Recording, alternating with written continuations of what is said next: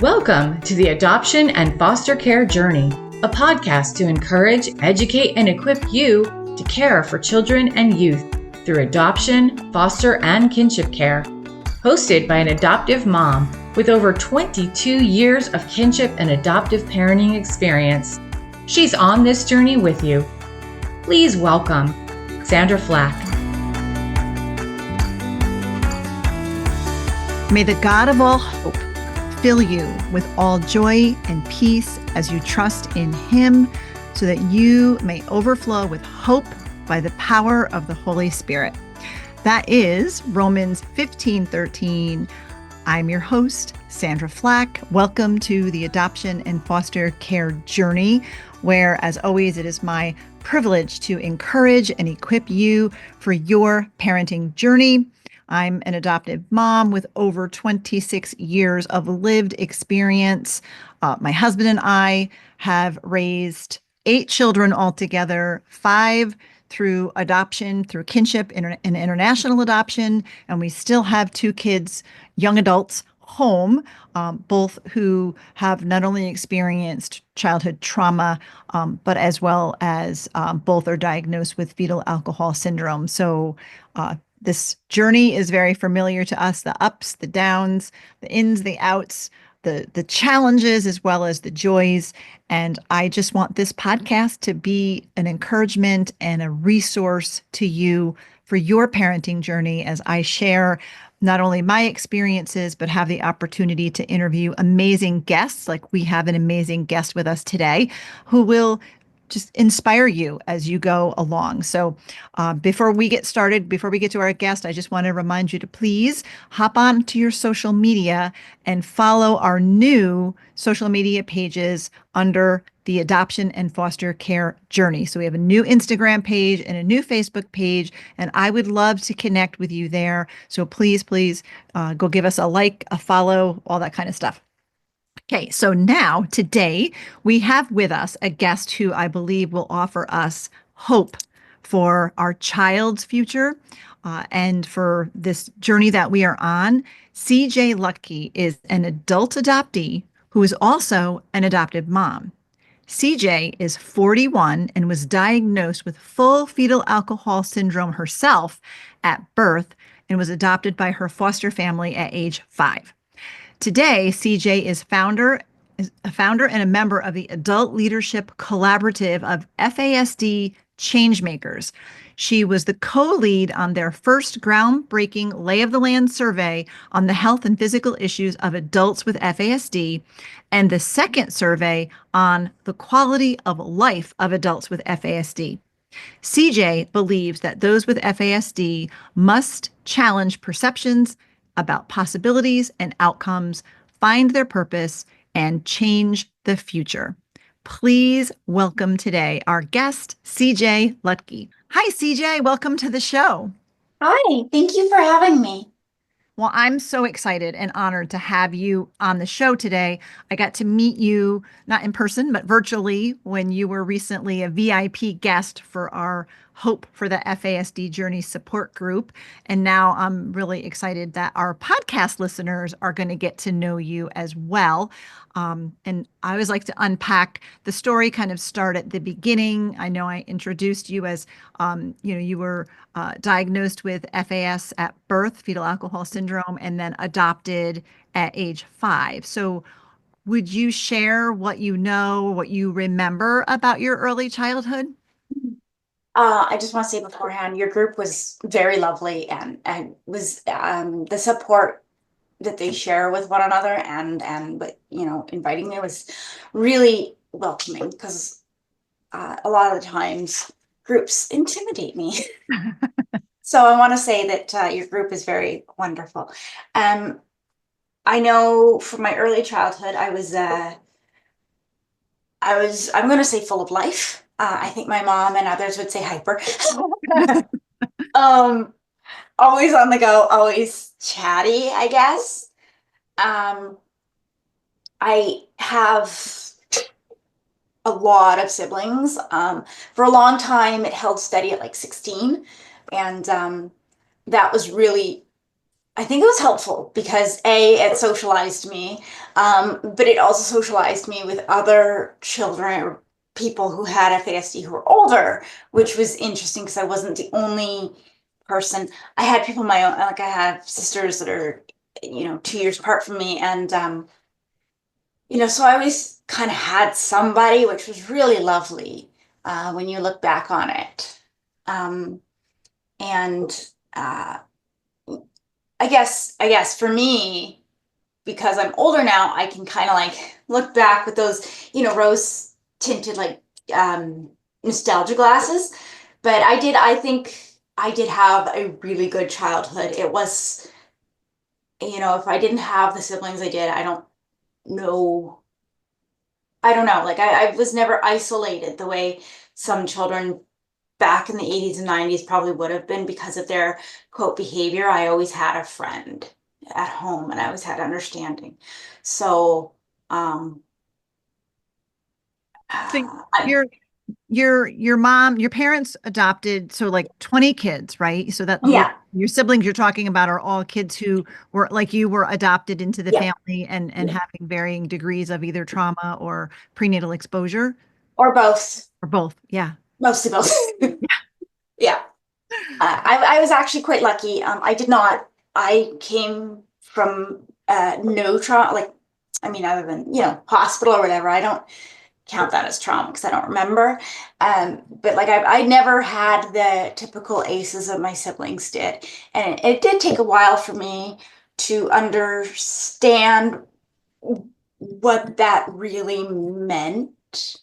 Um, I just thought they were who they were. And then growing up, um, in my teens and stuff, and having them work through their issues while I was a teen, and then having my issues while I was a teen, and having my sister's issues when I was a teen, that was quite.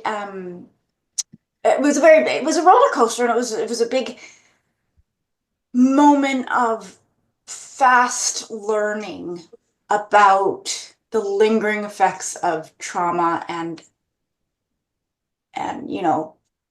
internal internal issues. I'm not going to say suffering. That sounds awful. Yeah. But So they've mostly come out the other end of it.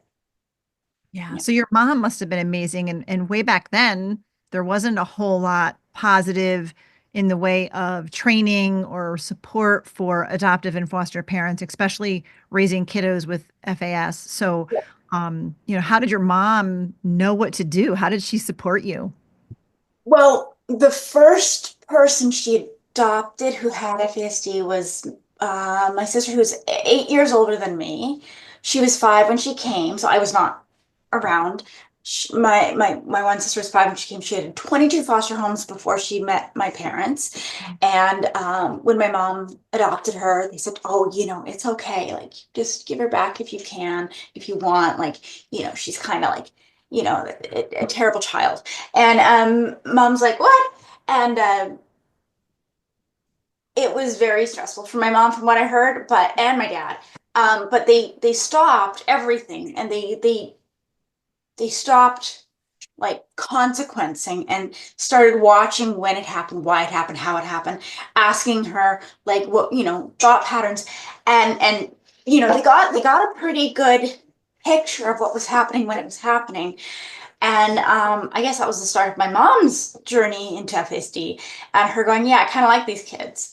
Um, you know, she ended up loving us. Yeah. Just, yeah, she loves us, right? But she, I guess at that time we were very different, and it was very not understood at the time. There was a couple articles, Ken Jones and stuff, but it didn't prepare you for life, like watching these kids grow up. So, Yeah, it was because I remember, and your mom was doing this way before I was doing this, but when we adopted our kids, and I was trying to do, when our boys got their diagnosis, I think it was like 2011, so more recently compared to your mom's parenting, but they got diagnosed with fetal alcohol syndrome, and the doctor who diagnosed them handed us a paper on ADHD Mhm. That was it. And then I went home and I searched it online. And the only thing I found, even in that more recent past that we had to look forward to was, these kids grow up and they end up getting addicted to drugs. They end up homeless, in jail, committing suicide, like all of these horrible, horrible outcomes. And I'm sure that, even way back when your mom was parenting you guys when you were little, it was, much the same. And so it's hard to, it can be scary and you don't know where to turn and there's not a lot of resources. But it sounds like your mom was really, she just understood it. Yeah. There were, I'm going to say that there, I do have a brother, and he was involved with the law, and there wasn't much understanding. And at the time, the prevailing theory was, well, they do the crime and they're just being fill in the negative word, Mhm. um, and they will learn. And that's not, the crimes that my brother committed were, some of them were like, Mhm. but a lot of them were just him not understanding A, when to stop, or B, that these people did not have good intentions for him. Mhm. And C, like half the crimes he was convicted of, he didn't do. He didn't Mhm. do because he was very honorable, and well, he's like, well, no, you don't snitch on your friends. And it's like, well, how do you think they're out there and you're in here? Like, how Mhm. do you think that happened? Yeah. Um, but it never crossed his mind, because if he wouldn't do it, they wouldn't do it. He still is very honorable in his own way. But yeah, he's been out of jail for a while now, and he has a son, and uh, I don't. He's doing good in his. We don't have a lot to do with him, just because life. He Yeah. lives way out another province, and but he's not repeating the pattern. And Yeah. that's really good. And he's at it. He's not in jail, and I know that his son was really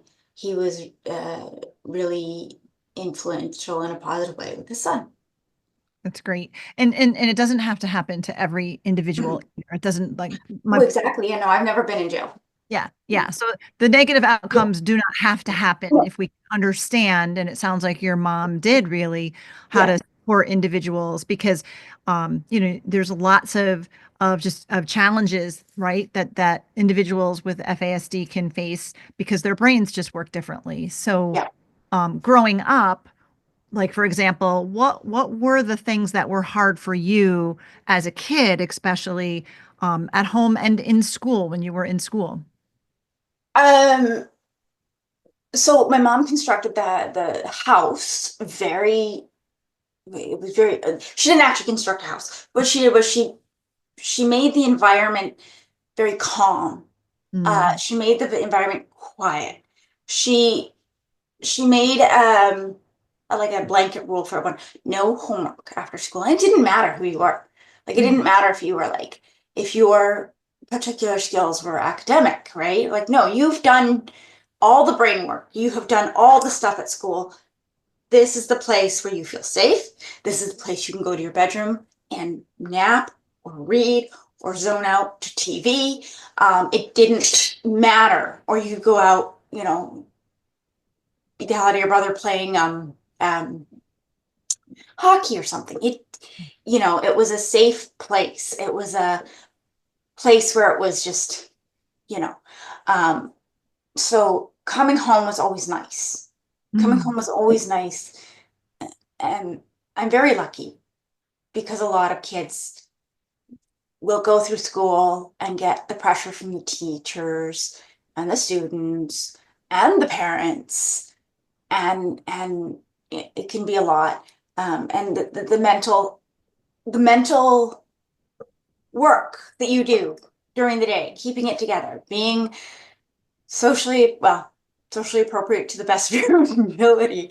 Um, it's hard work. I didn't realize how hard work it was until I got older. School was always hard. Each new year was a gamble, whether the teacher's going to like understand or see me as the psycho child from hell who just needed, you know, um, a firm or whatever, or someone who saw me as forgetting homework or forgetting something as deliberate. And it's like, no. So, and then of course, I was always different in general, like physically, I was different. I had leg braces from the time I was 2 to 11. And then I was in a wheelchair after I got the legs fixed because my femurs were formed backwards in utero. Wow. So it was really fun scaring the social workers when I would walk up to them and be like, look what I can do. And then I'd like turn my feet all the way backwards and turn them green. That was the only fun part about having that difference. And when I was 11, I got my surgery. They broke them and they turned them around, they pin and plated them. And because I had such a high pain tolerance, I was like, well, let's get going. And they're like, no. I'm like, why not? I'm like, you have to be in a wheelchair. I'm like, well, like for how long? Like, this is boring. I want to go off and run. So it was really hard. So physically I was different. I always had like a TA, like a special helper person.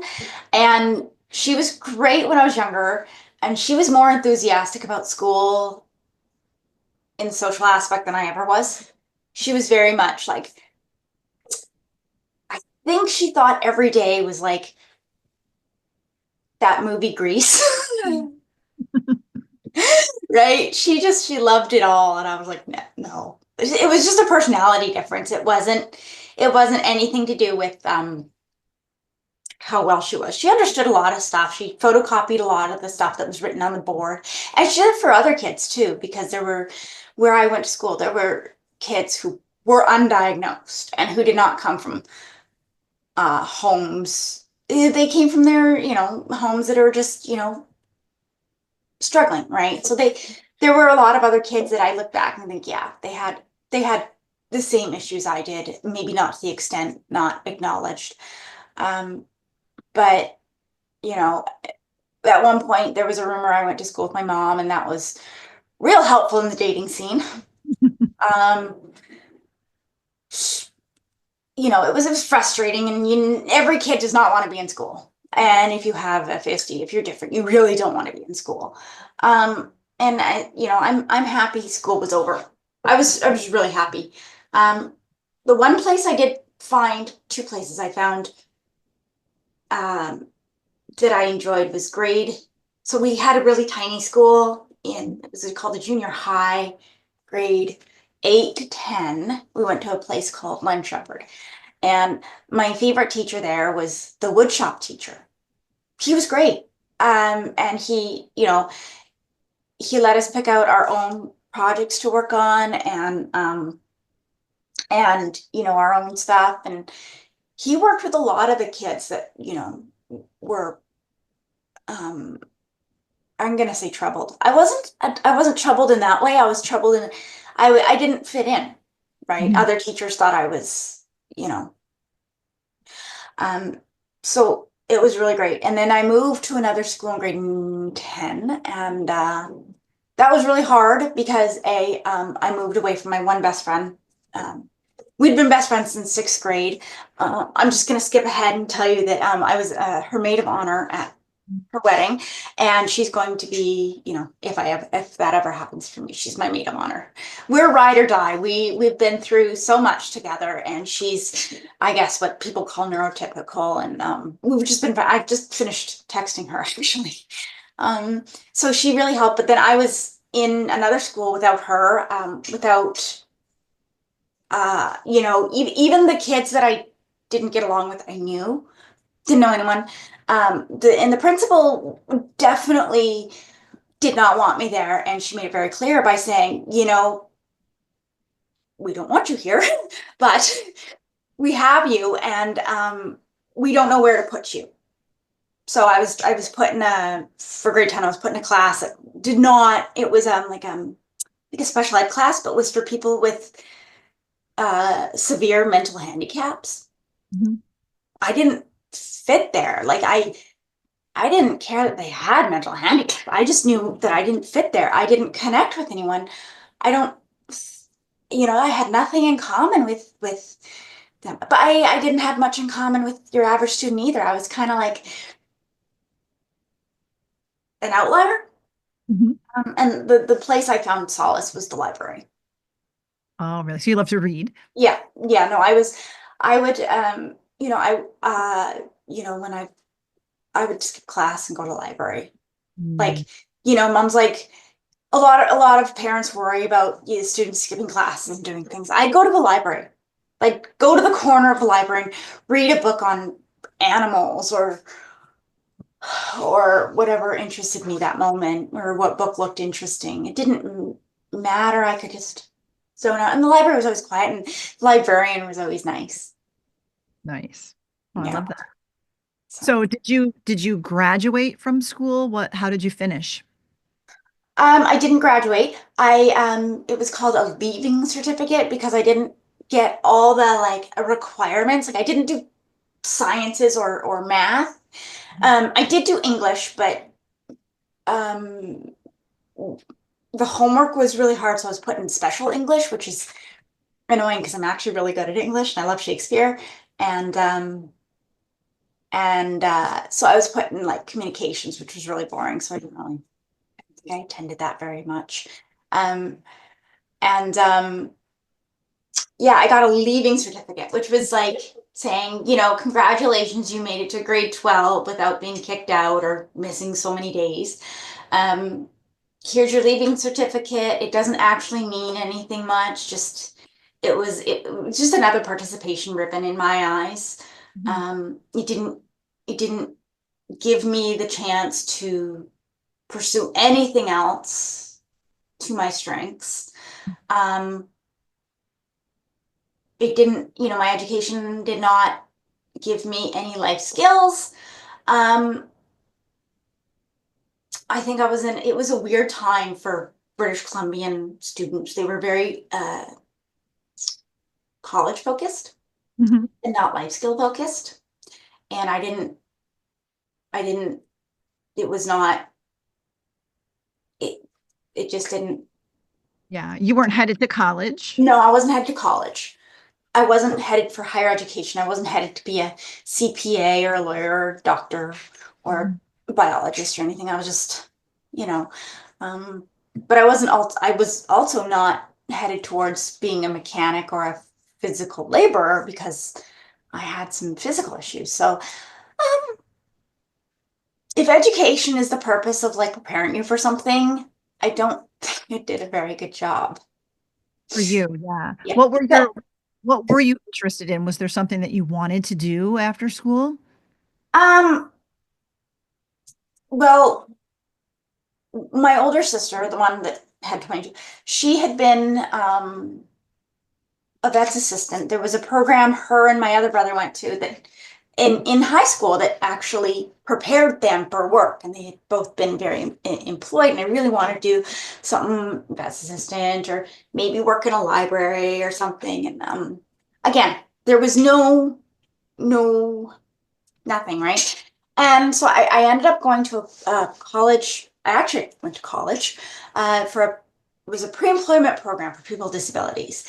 And there I got the skills that I think would have been beneficial in high school. And I'm very happy for that program. I got a job. I did practicum, so 6 weeks on, 6 weeks off for like different um, to learn where my skill set was. Mhm. Um, and I wish to goodness that some kids could do that in school. It would, it would give them a sense of purpose. Like I can do something, right? And I ended up getting a job. They had the practicum. I worked at Winners, which is TJ Maxx in the States, and I ended up getting a job there and a manager and two coordinators who were so amazing. Like I can't thank them enough. Um, all of them have since left because that was 20 years ago. But without their guidance, without their help, without their um, understanding, I don't know if I had kept the job. Just because of misunderstandings and things like that. And they knew that my misunderstandings weren't on purpose.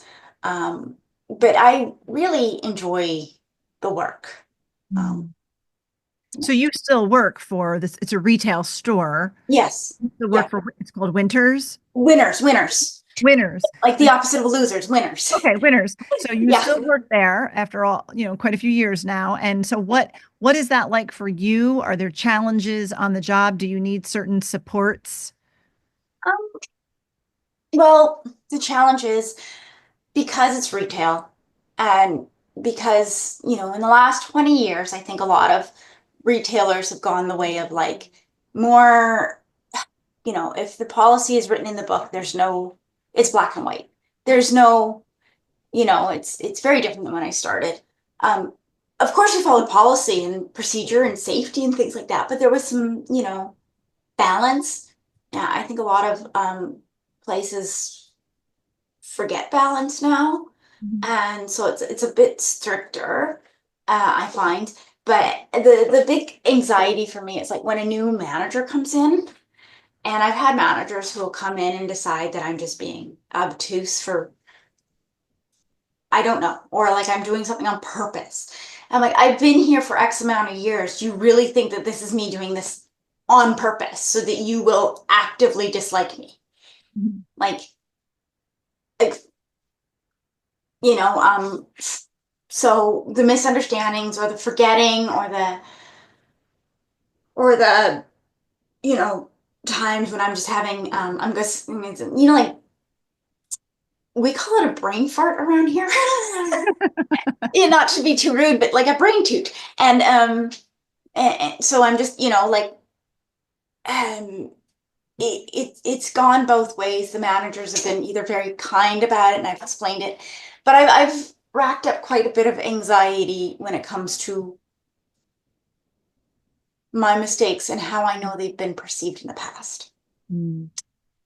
So the anxiety tends to sometimes get in the way, but I'm on anti-anxieties, but I think the anxiety for that is real. It's based in real experience. And so it's a little harder to like control that instead of like generalized anxiety. Yeah. So what works for you? Is it pretty repetitive? You do the same thing every time you go in? Yeah. So I work the fitting room, and I think around year 5, they discovered I was, yeah, we both discovered I was good in the fitting room. And I actually had some really great coworkers who were fun in the fitting room. And we, it was work hard and kind of joke around, not joke around, but we had a good rapport and we all worked our areas. And it was well oiled. And you'd get new people because, a lot of people would because it's retail. It's not like, it's not I don't know what other job that you like raise the ladder or it's turnover. There's a lot of turnover, Sure. right? Because they've gone to school or they've got new jobs or they have skills that, and I honestly think that if I got paid like right now I'm only one shift a week because one of the managers dislikes me. Because I'm pretty sure that they think that this whole thing is some sort of elaborate act. And if it was, I'd be in Hollywood. Yeah. I'd be in Hollywood not begging for an extra shift from my work. Right. Right? If this was an act. So I'm pretty sure she thinks it's an act. And so I think that's what it is. And so I only work 4 hours a week, but I have what's called PWD, person with disability like, financial benefit. I don't always like it. I hate being beholden to another like a Sure. group that judges you for giving you money. Um, but if I had 3 days a week, 6 hours a day in the fitting room, I wouldn't leave. I mean, I'm not going to leave now. I'm like a cockroach. These managers come and go. I've been there for 20 years, you know? Wow. So it's just really mostly the fact that the people in management don't understand Yeah. the FASD and how, Most of my managers like me. The scheduling manager probably doesn't. Okay. All right. Wow. So you're just getting 1 day a week, Mhm. one shift. Wow. So, CJ, what would you say are your primary characteristics of FASD? A lot of our listeners are, because I teach this a lot, so they're familiar with the different symptoms or characteristics. What ones do you find apply to you? Memory, Mhm. memory. And it's not, again, I'm older. I'll tell the audience I'm 41, so like I know how it looks to other people, mainly because people have not been shy in telling me what they think, which is great because then I can work from that point of view of honesty. Um, whether it be, um, so memory, like oh goodness, for laundry. Laundry's my like mortal enemy. I have post-it saying, do the laundry, you don't want to be naked. Now I have a post-it saying, do the laundry, sending your child school naked is not good, right? And he doesn't, he's probably gonna get mad at me for that statement. Um, he's 12. Um, you know, my mom does help me with the laundry. I live at home, I have supports. Um, but like she will say, okay, the laundry, check your laundry now. So I'll go upstairs and check my laundry and I'll turn it over. If she had, and if sometimes as human beings, she'll say, okay, go check your laundry. And I'm on my way to check the laundry. And then she'll be like, oh, the kitty litter needs to be done. I have learned to say, no, I need to check my laundry first. Then I'll come downstairs and then I'll forget about the kitty litter, which, I mean, it looks deliberate, like, oh, who wants to do the kitty litter? But like, it's like, no, um, I would love to be a responsible cat owner. I love being a cat owner. Um, and part of it is doing a kitty litter, right? Um, and unless it smells, don't, but thankfully I have a good sense of smell. Um, she'll say, oh, did you remember the kitty litter? And I'll say, no, I did not. I will do it right now. So I have to go do the kitty litter. Um, and that's it's been the hardest thing to learn to know I can't multitask and learn not to try to multitask. Mm. Everyone's like, oh, you try hard, whatever. No. Do you know what happens when I multitask? Nothing gets done. Mm. And it's even a bigger like circus mess than when you started out. Yeah. So I have a question because my boys are 19 and 21, and they also have a hard time remembering things. So they need reminders, and they have lists and a whiteboard that they can check off, and I'll do verbal reminders, but especially my 19-year-old, he does not like being told what to do. And They never do. yeah. So whether it's brushing your teeth or remembering to wash your face or, putting on deodorant, eating breakfast, taking your meds. So like if it's not getting done and there's a list, then I'll have to do a verbal reminder, and then they get mad because they don't want to be told what to do. So did Mhm. you ever go through that where you didn't want your mom telling you what to Oh, do yeah. or reminding you? Yeah. Yeah, no, I'm 41. Like I as much as I've accepted things, it's you stop and think my mother shouldn't have to tell me. I'm an adult, right? So it's more guilt. It's more guilt and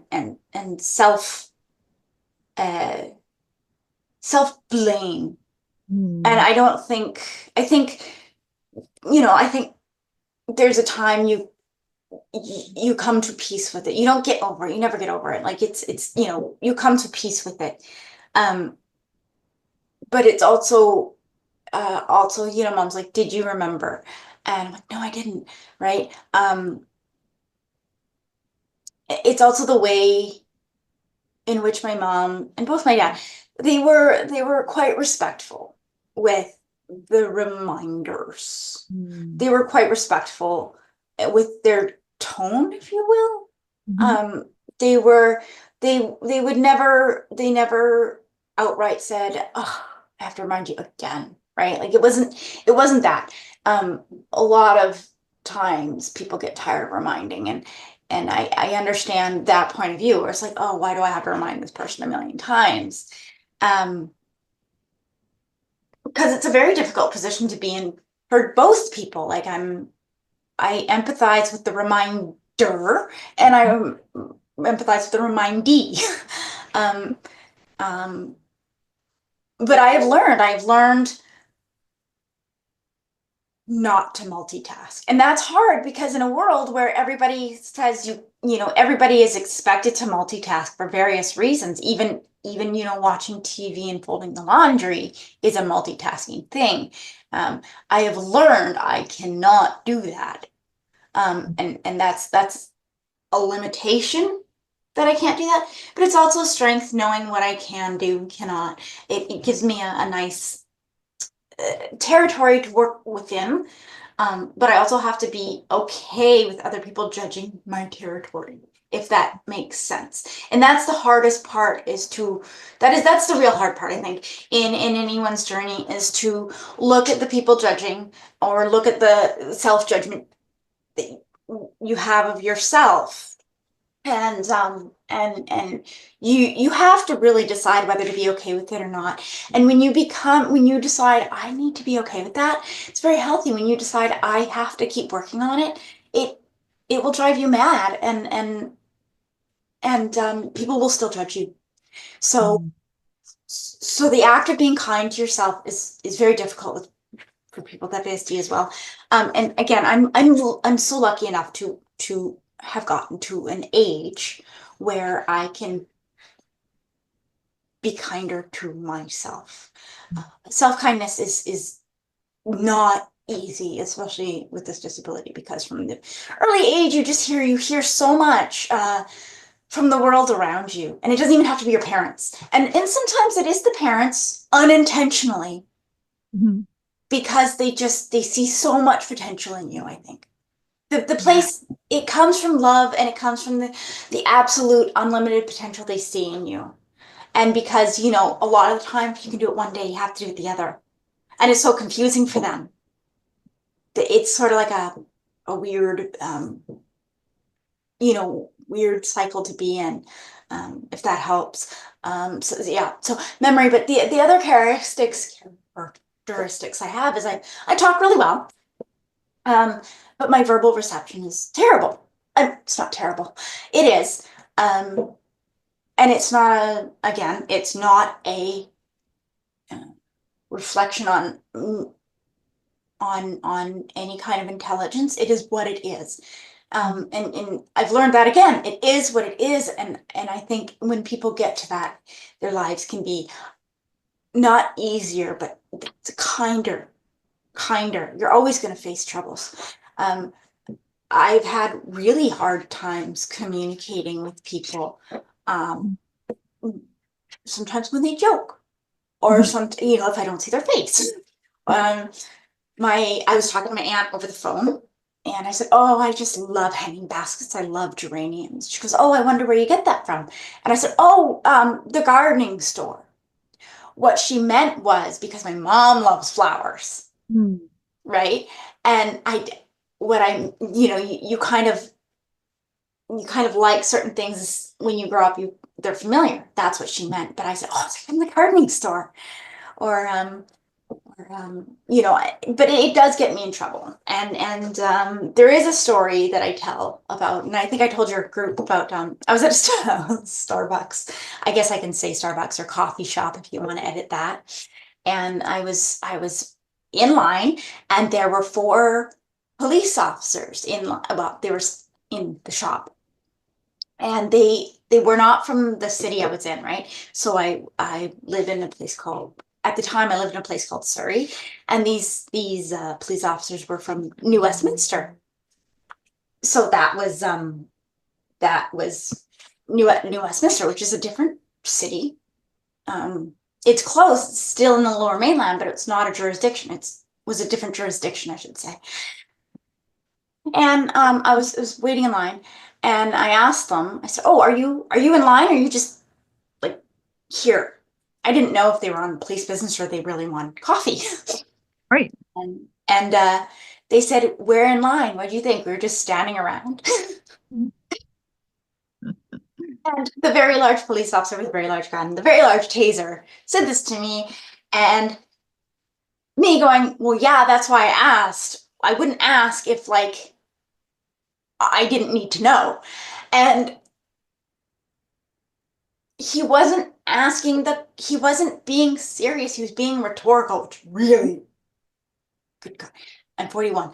Sometimes rhetorical questions, right? So it was rhetorical. So like I was like, well, I've decided I need coffee from somewhere else. Um, but there, there's some caveats to that. I got to walk away from that interaction. If I was male, if I was in Canada, if I was Indigenous, that could have gone really badly. That could have looked like, I'm challenging these officers, or I am aggressive, or, which is stupid, because it shouldn't matter if you're male, female, or what color you are, but it really does color things in the justice system. And it's the only reason I probably didn't have a more lengthy interaction. And I have no trouble saying that. I know there's racism and bias in law enforcement. Yeah. So you got yourself out of there. So language Yeah, and communication is challenging for you. Memory, yeah, math, you said you really didn't do that in school. So I assume math was hard. yeah, Yeah. yeah. No, math is. I'm at the first or second percentile in math. Mhm. I don't know what that means, other than I'm completely terrible at it. But I do have like a fourth year university level vocabulary, which Wow. does not help me in any situation at all. In fact, it actually does not help me at all, because they think that I can reciprocate the Right. sarcasm, rhetorical questions, offhanded comments, like they're not literal. Yeah. Yeah. You have a hard time with those. What about like processing pace? Do you tend to need a little more time to respond and less words, that kind of thing? Yeah, yeah. And it confuses people again, because I can use words, Yeah. big words. I can use, and but if I had time to process that interaction with Mr. Police Officer, I probably would have not said something, because it didn't occur to me that it was rhetorical. Right. I asked a question and he answered that question and then asked me a question. Um, yeah, um, I'd like to think that that police officer has a funny story to tell at the end of the day. Um, but just the understanding. Other times, um, yeah, if I'm in doctor's offices, that's fun. I've had some interesting doctor's office experiences. Um, I will bring, like, usually it's my mom, because she can fill in for me what I've missed. And then lately it's been my partner, and he's had a front row. And so my family doctor has known me for years, retired. So I'm now going to walk in clinics, or, getting referrals. And so every time I walk into a doctor's office, and I tell them I have FAS, um, and they will tell me a bunch of stuff, and I'll ask them to slow down. Um, it doesn't always go well. Mhm. Um, I know, so and I'll say I have this person with me because I need to make sure I understand what is being said. I've learned that, like I've learned I have to, I would like, it's beneficial if I have a second person there. My partner has had a front row seat on how I am treated as soon as I let them know I have a disability. Um, so it's when I advocate for myself, they don't like it, because they have to slow down. And when I don't advocate for myself, they don't like it because I can't follow direction. Mhm. Yeah. So hard. Yeah. Like you can't win. No, no. And again, in a perfect world, I would love to be able to go in there, tell them I have a disability, and not be treated differently. I've had two very interesting interactions with doctors so far. I had a walk-in doctor, like, absolutely grill me about the color of my phlegm. Just he didn't give me time to like form a thought before he asked again and asked again. And I finally said, I don't know what you mean. Like, I'm trying to give you the most honest answer because I'm sick. I said, I have a disability. I have FASD. I need you to be, I would like to find a way to be clearer. Now, my partner was there with me, and the guy said, okay, fine, we'll take your blood pressure. All I said to him was, my blood pressure is often low. He turned around to me and said, you need to calm down right now.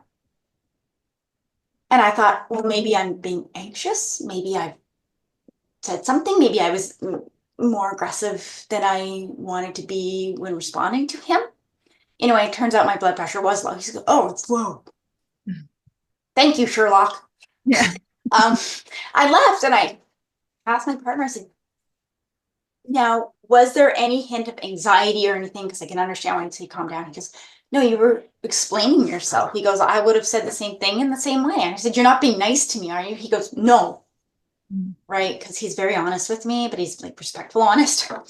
But those are the kind of interactions that I know I get, and I know that other people have gotten.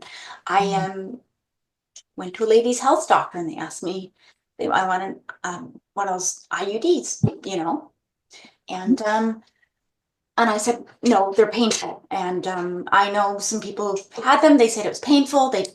They had them removed within like the 48 hours because it was painful. And some people with FASD who have really high pain tolerances. He knew I had FASD. He knew that, you know, I take the pill. I'm going to be honest, I take the pill. And he looks at my partner and he says, would you like her to have one? Yeah. And I looked at him and, oh, by the way, I'm not going back to him. Yeah. I looked at him and I said, I'm sorry. He doesn't have a uterus. I do. I said, when you can grow your uterus, you can have one of them. Yeah. Oh, goodness. But I'm 41. I'm now at the point of my life where I can advocate in that way. I don't have an OBGYN now, but I also don't have an IUD that I did not want. And my boyfriend was like, no, we're not going back to him. Yeah. So, so lots of struggles and things can be super, super difficult. I can tell. Yeah. Sandra Flach, host of the Adoption and Foster Care Journey podcast, and FASD educator Debbie Raymond invite you to join Hope for the FASD Journey, a virtual support community for parents and caregivers raising individuals with fetal alcohol spectrum disorder, diagnosed or not. This faith-based support community meets online 3 times each month, features special VIP guests, and a private Facebook group for members only, which includes Soul Care Saturday video devotionals led by Sandra and Deb.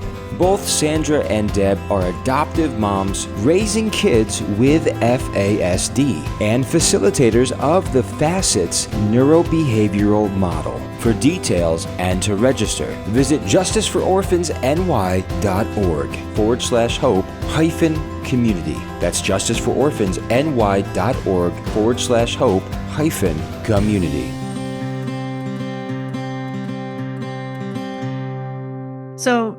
So many challenges, right, that you encounter every day. But CJ, what are your strengths? I think I have a sense of humor, and I've learned that. Sometimes, and I'm going to say I sometimes have an inappropriate sense of humor.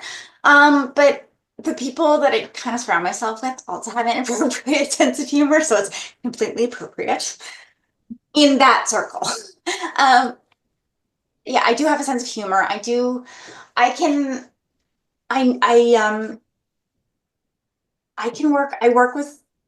used to work with children who had the disability, and I was really good with them. I can see myself in them, and I can see their thought patterns and kind of head off some of the stuff that they would do. That's how I can parent my child. I can figure out what they're thinking, why they're upset sometimes, and sometimes, I can. I'm a really good writer. I don't. Again, it's not the lack of humility that makes me say that. But I think I'm a good writer. I've been writing. I've been trying to write. Rewrite fairy tales with an FASD lens.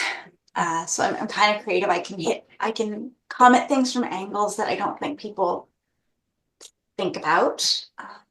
And I read a lot. Like right now I'm reading Kafka, The Trial, which, by the way, if you want to have escapism from the world today, don't read it. It's not escapism. But I can read. I love reading, but I also can read the same book quite a few times because my memory issues. But I can pick up some. It's always new. It's great. So I do a lot of reading. I'm actually quite science-based. I love science, which is weird because I didn't do much science in school. But I'm very science-based. I really enjoy science. And I'm gonna say I'm kind. And I try very, very hard.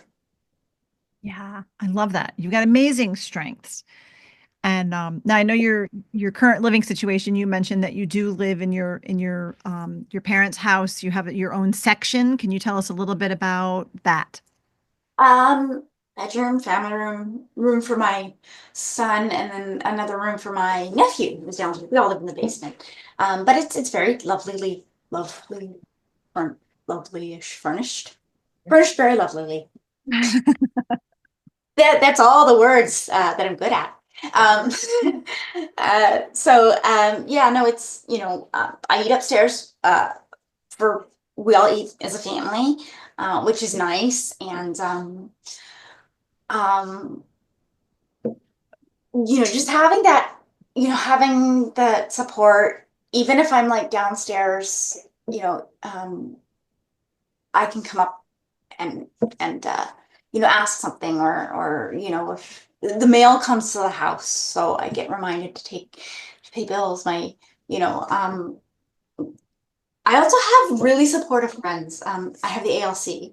I have people who understand because they have FASD, and it's really great knowing that we can see what is the people we are, but also our struggles, and that doesn't change who we are. We can see the kindness within each other when sometimes people see it as behavior because we get it.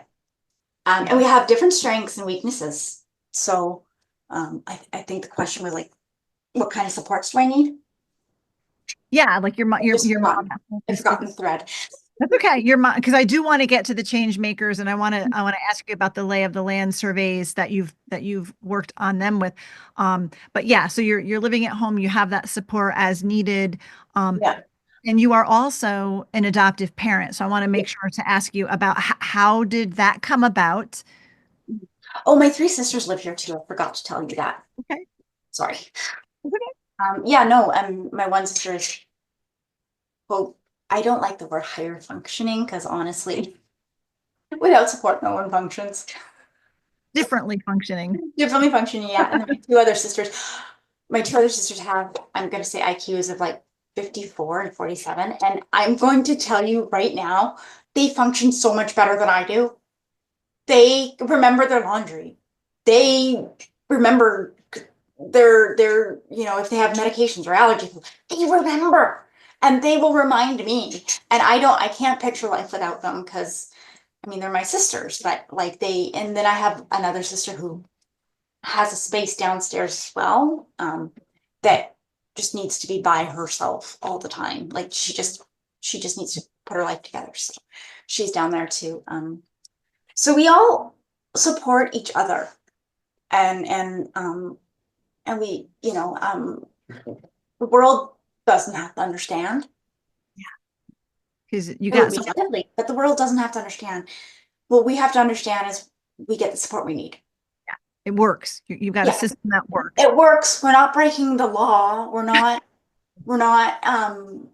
we're not hurting anybody. We have a supportive situation that works for us, and the world does not have to understand. They just have to go about their own lives. And then you adopted a son. So Yeah. how did that come about? How did you adopt? Well, so this 4-year-old boy, so he was 7 when I adopted him. And it was during the pandemic. It was September 1st, 2020, when the official adoption went through. So that, and they funny story, they did ask me if I wanted, because I'd been home on like that lockdown stuff, which was, I know that people have various ideas about what the pandemic was, but I freaking loved lockdown. I loved lockdown. I did not have to leave the house. There were markers on the floors. People were quiet because they were all scared to death. But like, it made grocery shopping and things that I had to do was so much easier. And you had to stay 6 feet apart. It was the best time of my life, minus the crippling fear of death. But they did ask if I wanted adoption leave, and I'm like, no, we've had 4 months to bond. Yeah. I would very much like to go to work now. Because he was, correct me if I'm wrong, but your son was actually a foster, Yeah. in the foster care system, and your mom was fostering him? Yes. That's My how mom you is know fostering him. And this little, oh my God, he's so cute. He's this little 4-year-old boy in sweatpants, mismatched socks, and like a handful of Lego comes into the house, and like, and he tells me, because I got a helicopter. And he makes Yeah. little helicopter sounds the only way he can. And, we just, and again, it was only supposed to be temporary. And of course, the courts got jammed up, and we had him for more than a year. And I mean, if you can't fall in love with somebody in a year, I think maybe you got a heart of stone. I don't know, or you're mismatched. But he was definitely, he was this beautiful boy who had his challenges. We got him assessed and things like that. He's got fetal alcohol spectrum disorder and autism, so that was new. But he's just this blue-eyed, beautiful, and tea-loving little boy. And I guess Mom and I were, the whole family was in on helping him. But I guess I became very attached. Well, I don't guess, I did. I became very attached to him. And he became very attached to me. And the caseworker said, well, why don't you adopt him? And I said, no. I'm an auntie. I love being an auntie. I've been an auntie to all my siblings' children. And I've been a, pseudo auntie parent to 2 of them, actually. One of my sister's kids and my brother who passed away. My nephew lives with us. And I said, no. Like, people like me don't adopt. They just don't. Like, people with FASD do not get to adopt. They do not get this. Don't do this to me. And they're like, well, actually, so I desperately fought very hard with who I thought I was at the time and what I thought people with FASD could have, would have. I didn't want to really like reach for that. It would be very disappointing. It sounds really defeatist, but again, I mean, in 2011, you saw what was on the internet, and for the most part, I believed I did very well for myself, but I believed I had limitations, and limitations were people like me just don't adopt. People who have FASD don't adopt. There's, I have memory issues. I live at home. All these things. I can be a great auntie. I didn't think I could be a parent. And that was me drinking the Kool-Aid. That was me, believing what society and other people said, the experts say, and And it turns out, and it's great, I'm not the only, and I'm not the first person to adopt, first person with FASD to adopt children. And that really helped me out too, because I was like, okay. And it was a very hard look inside of myself. I loved this little boy. There was no question about how much I loved him. There was, if you stripped everything away, I loved him no matter what. Mhm. And I didn't know if he deserved a disabled parent. I honestly didn't think he deserved a disabled parent. I made the mistake of thinking he deserved, the mom, the dad, the dog, the white picket fence, the things that don't actually exist. Mhm. And so there were points where I had chickened out, and then I'm so glad I didn't. I'm so glad I didn't, because he's 12 now, and he's so freaking awesome. I mean, like, he's, there's typical 12, and then there's untypical 12, and he's a mix of them, and he's getting to be moody. And so he's also just, every, I don't want to be too Hallmark and say every day he fills me with joy, because sometimes he fills me with frustration, as children do. But early in the adoption process, I read something that said this, about moments in life, and it really helped me solidify that I'm not going to make all the right choices, and I'm going to make mistakes, but I'm going to do the best I can for him, and I'm always going to put him first.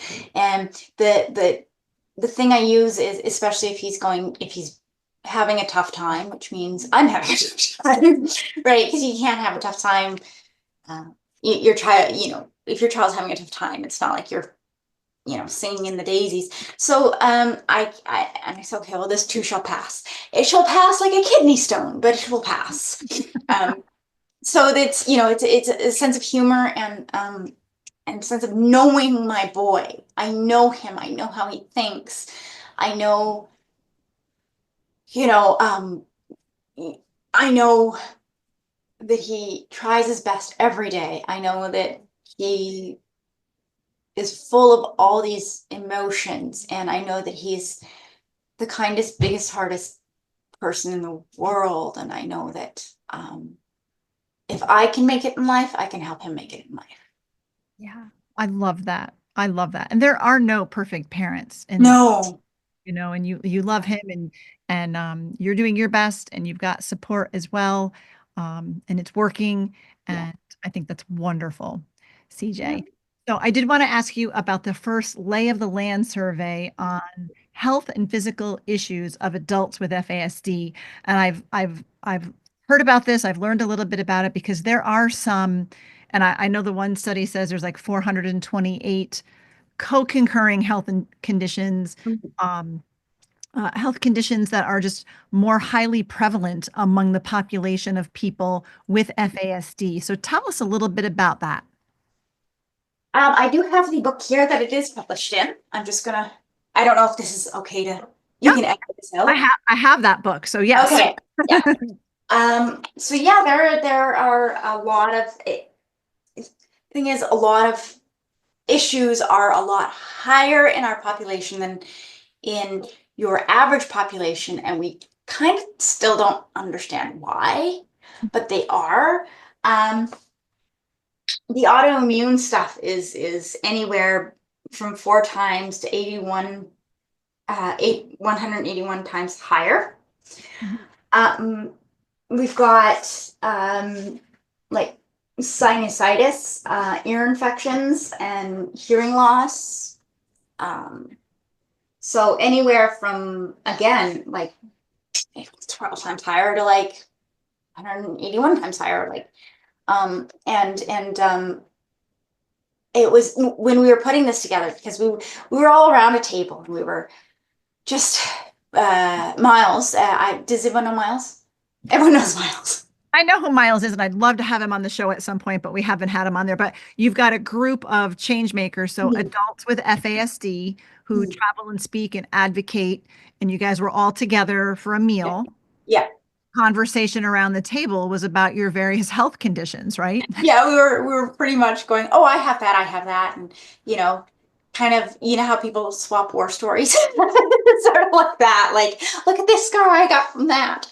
So, so Miles said, oh, there's something here. So she passed a note to Jan, my mom, and she's like, hey, what about this? And Miles was like, yeah, yeah. And so that's how we got started, and with the backing of UBC. And people who really believed in this, we got it done, and we were actually surprised. We were looking to find some things, you know, like to kind of like I don't know what the word is, but like kind of like reinforce what we knew. Yeah. Um, which probably maybe isn't scientifically based because it's biased, but when we found like the amount of things people were, you know, and how much higher it was, we were like, holy smokes. And then it was replicated in Atlanta and Seattle, and I'm not sure where the third location is. And we're like, okay, so it was actually replicated, like the universities went and replicated it. And, you know, to be able to bring this into you know, a medical lens Mhm. instead of a behavioral lens was really important, I think, because then it's not just we have behaviors, we're not attention seeking. These things are really happening. And I know that these things are happening. I'm 41. I have no cartilage in one of my shoulders. Both my knees need like knee replacements, but they won't do it because I'm too young. Um, I have half my well, not less than half of my smaller intestines. I have less than 6 feet left. Um, and these are, I'm going to say, real medical issues that when you look, yes, they're medical, and you need to take them seriously.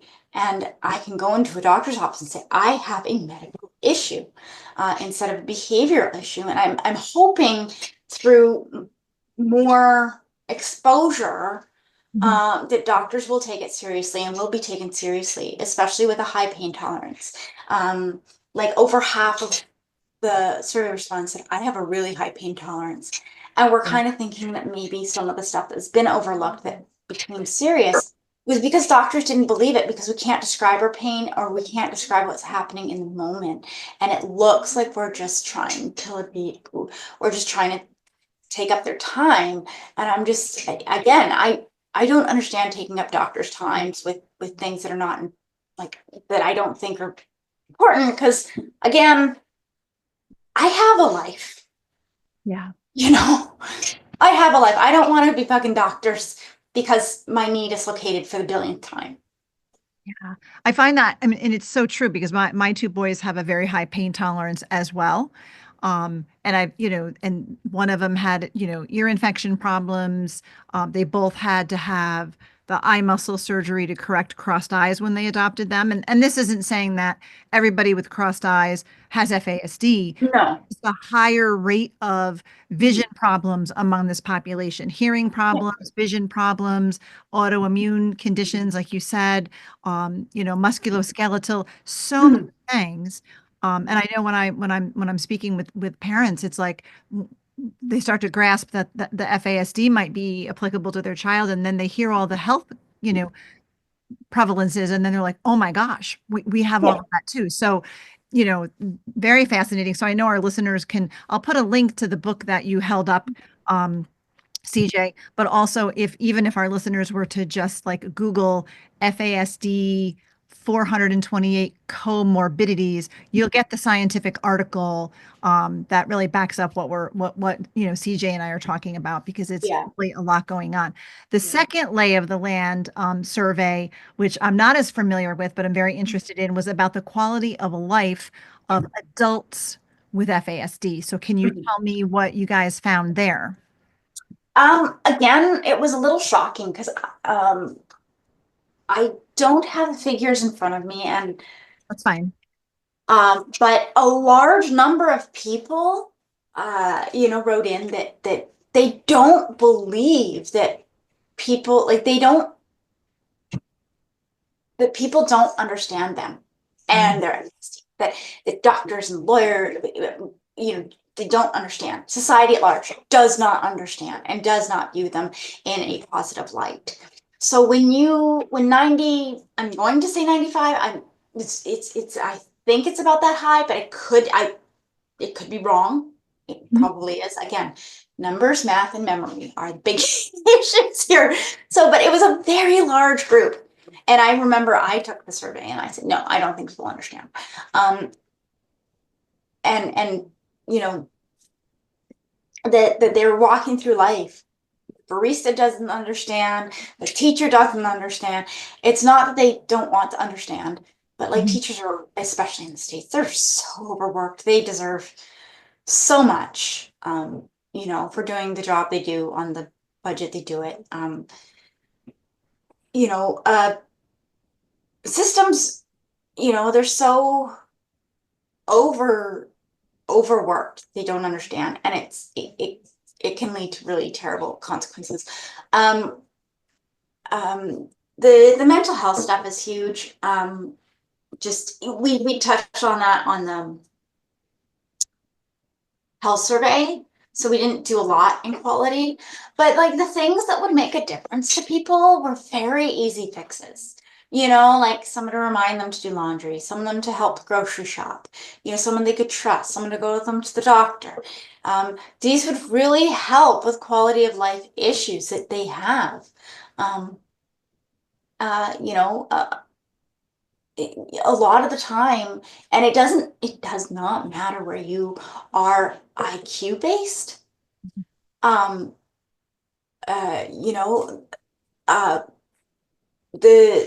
Again, if I had to do it on my own, I couldn't. And it's not doing it on my own. I mean, I have a son, and people do it on their own, but it's a lot tougher. I have a partner now who can remind me of things, who will drive places, because I don't drive. I have really terrible hand-eye coordination. It is not good for me to be behind the steering wheel of a car, right?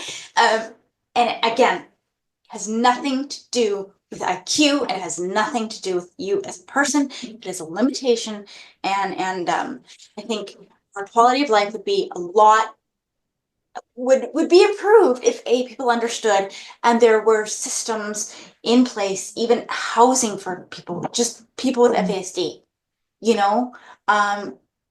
that was so it would help so much. Because there's studies, everything happens around housing, and if you lose that, we've had people be homeless, 3, 4, 5 times, and it's because they forget to pay the rent. Their checks disappear. People take advantage of them. Yeah. And some of the comments were just they're heartbreaking, but again, unfortunately, they're not unnormal. They are a way of life for a lot of people with FASD, which is sad. But again, I like to be hopeful, because that survey got out there, because people can look at it, because it's recognized data, that maybe systems can change. And there's and there's parents like you, who understand these things, who build rooms over the garage for their boys. I mean, I have my 2 sisters. They could go to a group home, but I'm not going to let that happen. My partner and I have already decided, if when mom dies, we will, and we all help each other. There's no way, like no, this is their home. This is their home. And that's just what it is. And I think if people would just more or less understand communal living, other than that need to be independent and on your own that society keeps pushing. I think in general, a lot more people would be happier, not just people with FASD, just a lot more people. But I think not pushing the independence would really make a difference. I hope that I haven't gotten off track. I think. No, that's great, because I actually it segues me into my last question, which really is because most of our listeners are adoptive and foster parents, like you and I. And many of us are raising children with an FASD. A lot of parents maybe they don't know, or they're just learning about it. Maybe their kiddo's not diagnosed. But CJ, would you offer some advice for the parents that are listening on, really encourage us and help us, give us just some words of wisdom on how we can support our child with FASD best? Well, you love your babies. It doesn't matter how old they are. They're your babies. And I think a lot of people, like parents, know their babies. And a lot of the time, I think I need you guys to know that you're not bad parents. Because a lot of society will judge you because, X, Y, and Z. And you're not bad parents. You are doing the best you can. You love your babies. But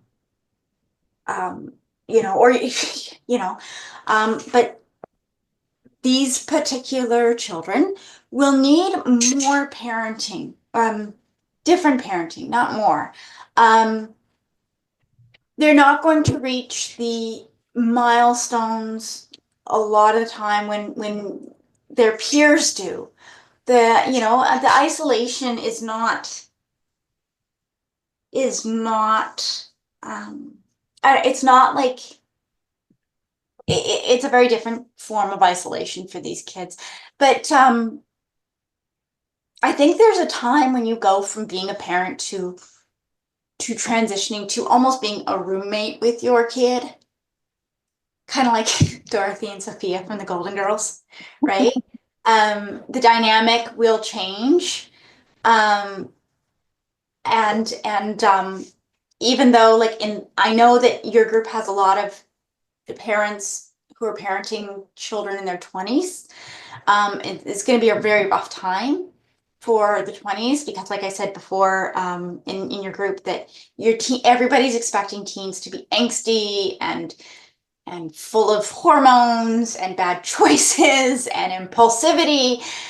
They grow out of it. If you expect them to grow out of it by the time they're 20 because they've hit a magic marker, I think it's going to be a lot harder on you, and it's going to be a lot harder on your children, because that doesn't happen. The brain society can make all the little landmarks they want, but the brain ultimately decides where they are.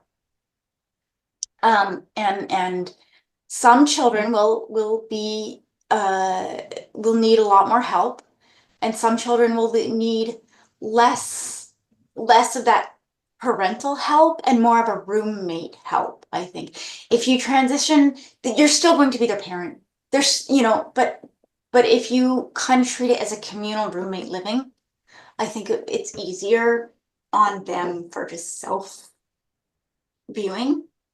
And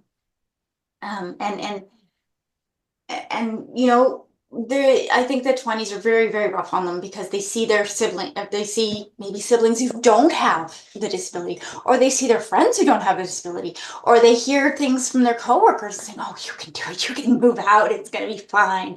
And then it's not fine, and it's absolutely a mess, because stuff happens, and stuff happens so quickly in life, that when you can't process that, it snowballs really fast, and you're going, I don't know what happened, right?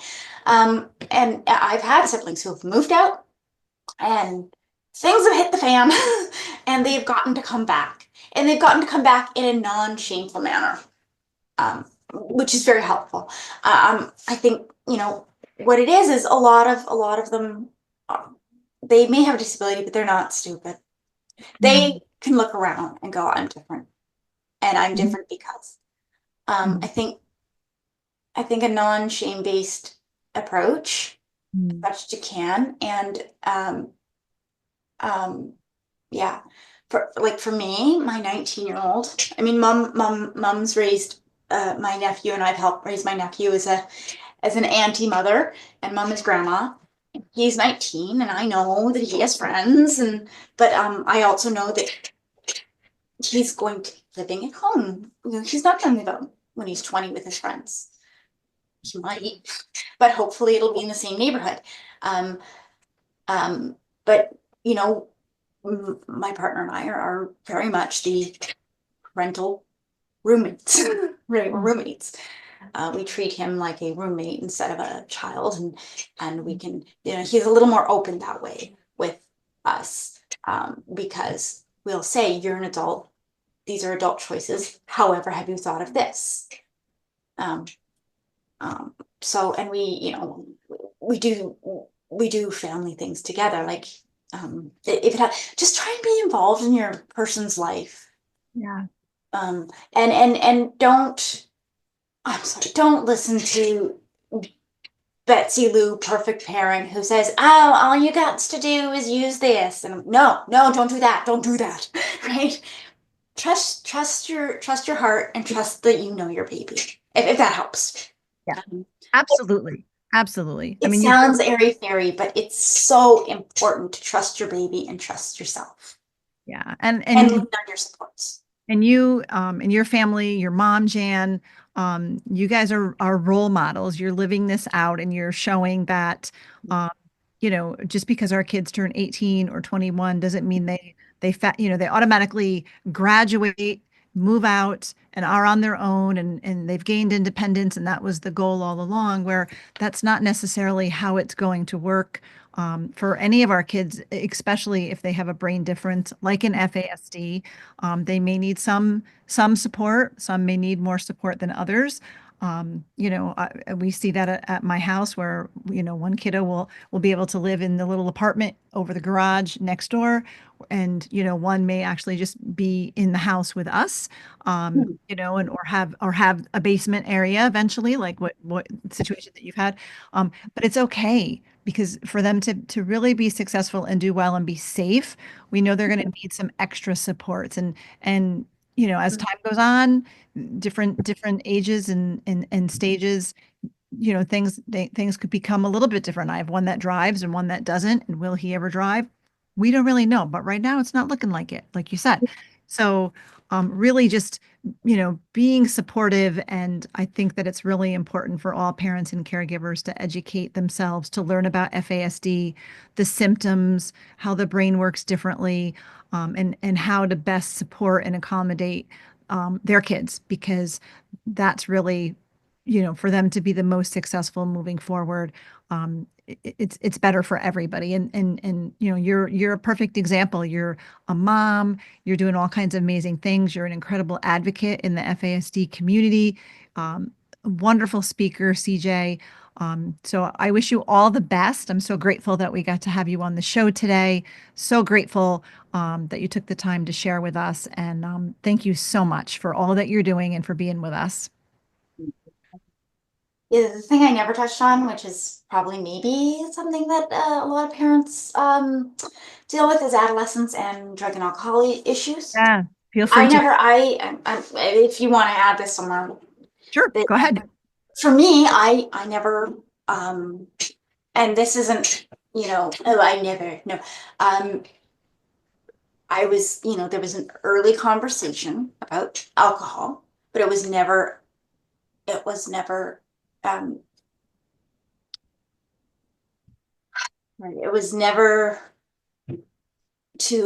it never degraded my birth mom. It never, she had trouble with alcohol.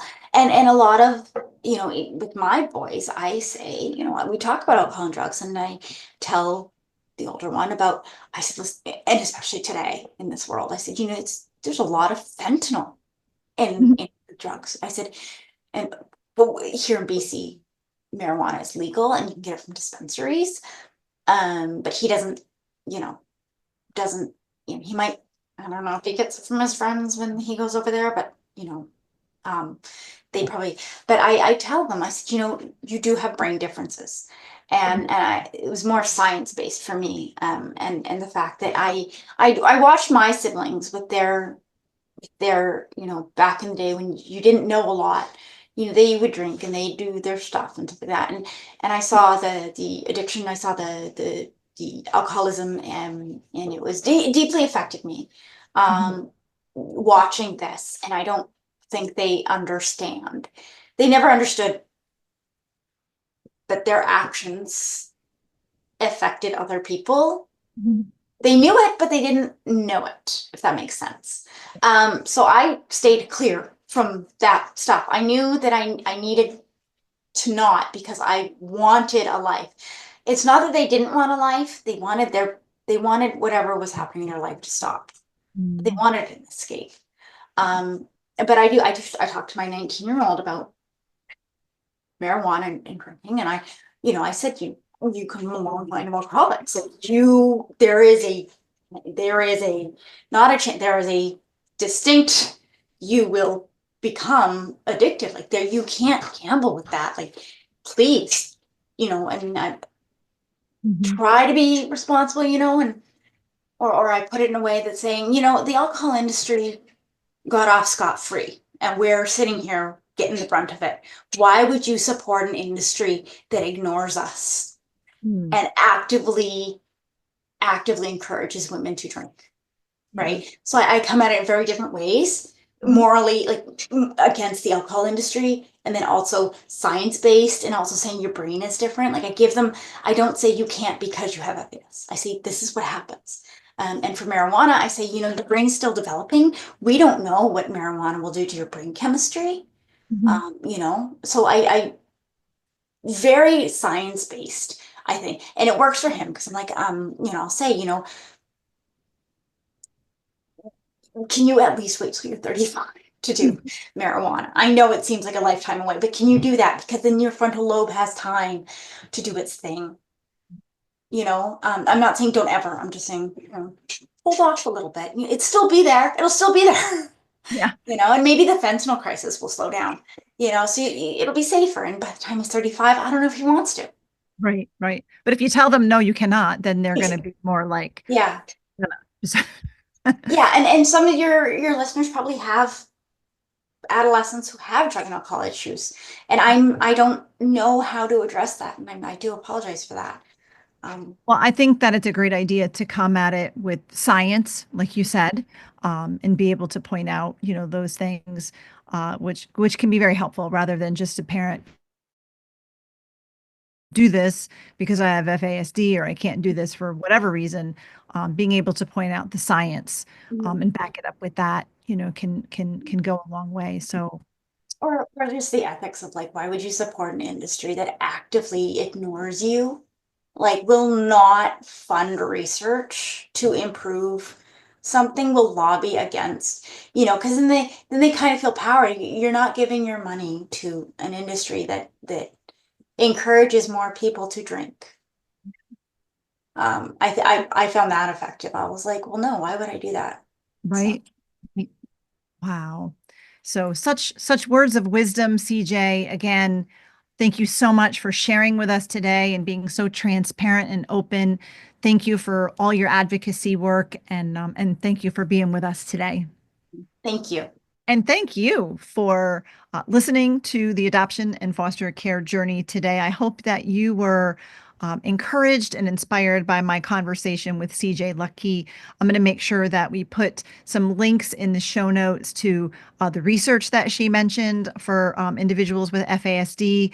And you can follow the FASD Changemakers on social media. She doesn't have her own separate accounts, but the FASD Changemakers is actually a whole group of adults with FASD. So feel free to follow them if you're out on social media. We'll make sure that we put that information in the show notes as well. In addition, of course, to encouraging you through this podcast, we also want to equip you for your parenting journey. You heard about the support group, but I also offer parent coaching and the online and in-person training, FASD training training for parents and caregivers of individuals with FASD, as well as professionals. So social workers, school teachers, anybody working with children, they would get a lot out of the training that I offer as well. We want to make sure that there's good quality training out there so that individuals are understanding how to really best support people with FASD. And every month I offer a free 1-hour intro to FASD workshop. It's live, it's interactive, it's not a recording, and you can sign up for it and join it and ask questions and learn more. That's on our website. And then I also offer a 3-hour and some different versions. So starting May 1st, we have the biggest, I do a deep dive, which is 6 sessions, 6 3-hour sessions using the Facets neurobehavioral approach. So that is like just days away. If you're listening to this podcast at the very, very end of April, May 1st is the first day of the deep dive. So it's 6 sessions that you can sign up for. So it's almost, your time is running out to participate in that one. I usually offer it in the spring and in the fall. So if you want that training, you've got to hop onto it. So go to justicefororphansny.org to sign up for any of the training, the support group, or the coaching. You can find out more there. And of course, I do also blog at sandraflach.com if you'd like to follow my blog on my website, and subscribe to the YouTube channel if you'd like to watch these videos of the podcast. It's at the Justice for Orphans YouTube channel. Follow us on Facebook and Instagram. Don't forget to go over and start to follow our new social media pages at the Adoption and Foster Care Journey. And you can find me, Sandra Flach, on Facebook and Instagram as well, and Justice for Orphans if you'd like to follow us there. So lots of ways to connect with us. And as always, thank you for spending your valuable time with me today. I am thrilled to have you along for the journey. Thank you for listening to this episode of the Adoption and Foster Care Journey podcast, brought to you by Justice for Orphans. We hope you were encouraged today. Please be sure to subscribe to this podcast and leave a review, and share it with your fellow foster and adoptive parent friends so they can be encouraged too. Be sure to find and follow us on Facebook and Instagram at Justice for Orphans, and check out our website for vital resources at justicefororphansny.org.